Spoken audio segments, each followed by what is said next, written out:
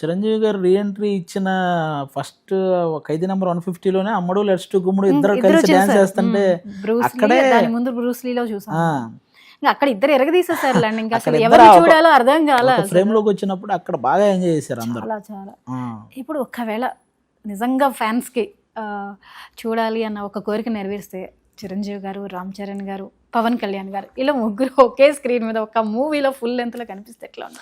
బాబోయ్ ఇంకా అది ఇంకా మెగా ఫ్యాన్స్కి పండగ అది. ఇంకా అంతకు మించిన అది ఎప్పుడు రిలీజ్ అయితే అప్పుడే సంక్రాంతి. సంక్రాంతి కూడా సరిపోతేమో అప్పుడు. సరిపోదు, నేను అదే అంటుంది. అలా జరిగితే ఇంకేమన్నా ఉందా అసలు? ఒక ఫుల్ ప్లెడ్జ్డ్ మూవీ చిరంజీవి గారు, పవన్ కళ్యాణ్ గారు, రామ్ చరణ్ గారికి సరిపోయే కథ ఎవరైనా రాసి కనుక చేయించగలిగితే అది ఇంకా అంచనాలు కూడా ఎవరు వేయలేరు, అంచనా వేయలేరు, మామూలుగా ఉండదు.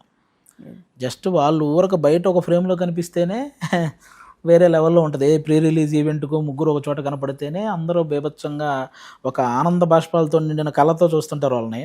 అలాంటిది థియేటర్లో ఒక ఫుల్ లెంగ్త్ మూవీలో వాళ్ళు కనిపిస్తే ఇంకా మీ ఊహకే వదిలేస్తాను. అది ఊహించడం చాలా కష్టంగా ఉంది.